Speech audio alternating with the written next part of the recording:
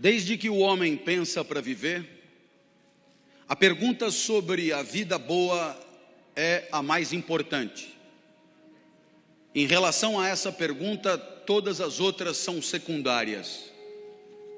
Você que aprendeu tantas coisas, decorou os afluentes da margem esquerda do rio Amazonas, a função das organelas citoplasmáticas, que seno quadrado de θ mais cosseno quadrado de θ é igual a 1, talvez deva admitir que diante da pergunta sobre o que tem que acontecer na vida para você ser feliz, todas essas informações são secundárias, se não meio ridículas. A verdade é que a reflexão sobre a vida boa atravessa os séculos e o homem sempre deixa registros na história do pensamento daquilo que sempre considerou o filé mignon da vida, o que de mais importante deve acontecer para que ela seja bem sucedida. Lá na mitologia, Homero escreveu a Odisseia, e a Odisseia, você sabe, é a aventura de Ulisses. Ulisses é o nosso herói, a Odisseia é a sua aventura. Ulisses era rei em Ítaca, e foi convidado para participar de uma guerra dos gregos contra Troia. O porquê dessa guerra? O príncipe de Troia pegou a mulher do rei de Esparta, Menelau. A mulher era Helena, maravilhosa Helena, e o príncipe de Troia impiedosamente a seduziu.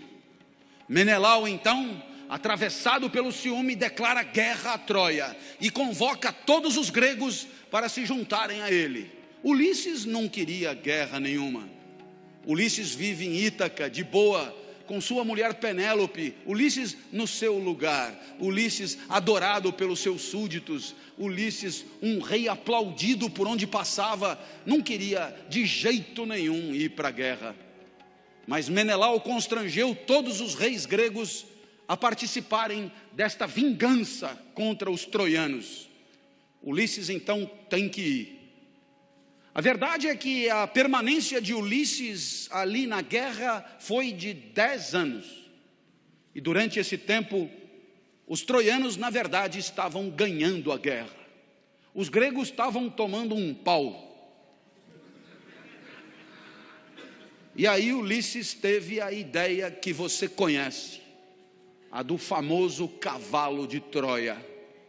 Encheu o cavalo de Troia de soldados e deu de presente para os troianos. Os troianos enchendo a cara, comemorando a vitória. Os gregos desceram de dentro do cavalo e ganharam a guerra. O cavalo devia ser grande. Aí então Ulisses volta para casa. Foi condecorado o herói, mas durante a guerra, Ulisses fez uma bobagem. Ele furou o olho do cíclope Polifemo, filho de Poseidon, deus dos mares. E meu amigo, ele furou o olho do deus dos mares, do cíclope, do filho dele. E aí não prestou. E o que é pior, um cíclope só tem um olho. Poseidon então, enraivecido, resolve aborrecer Ulisses.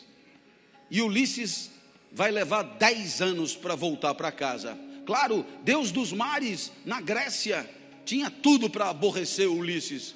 E Ulisses não conseguia voltar para casa. Dos 10 anos que Ulisses levou para voltar para casa, 7 anos foram passados na ilha de Calipso. Calipso, uma deusa grega, dizem que maravilhosa. Imagine como quiser, afinal é mitologia, nada disso existe mesmo. Eu imagino Calipso mais ou menos com o sorriso de Isis Valverde, o resto de Juliana Paz e glúteos de Paola Oliveira. Assim é a minha Calipso. E Calipso se apaixonou por Ulisses. E aí então Ulisses Ulisses queria cair fora e Calipso tinha uma ilha que era quase que um resort 5 estrelas. Ela tinha ninfas a seu serviço, era uma espécie de paquitas que estavam ali limpando, fazendo churrasquinho, assando a lagosta. E aí você, mas que espécie de castigo é esse com uma mulher dessa, com ninfas, num lugar paradisíaco? Mas toda noite Ulisses ia para a praia chorar, porque ele queria voltar para Penélope, para Ítaca, para os braços da sua amada, para o seu lugar. E aí então, Zeus manda que Calipso liberte Ulisses. Zeus é o deus dos deuses. Calipso é uma deusa de quinta. Ela tinha que liberar Ulisses. Então ela tenta uma última cartada. Ela vira para Ulisses e diz: malandro, é o seguinte, eu tenho que te liberar, mas se você ficar comigo, eu te dou a eternidade. Imagina, isso significa virar Deus. Ulisses era mortal, humano, que nem nós, e Calipso estava propondo a ele a eternidade, e com uma cautela, porque não adianta nada propor a eternidade com você envelhecendo, daqui a pouco você já está no chão, parece uma uva passa, impróprio para o consumo. Então Calipso diz: eu te dou a eternidade e a juventude, vai ser eternamente assim, espetacular, viril e tal.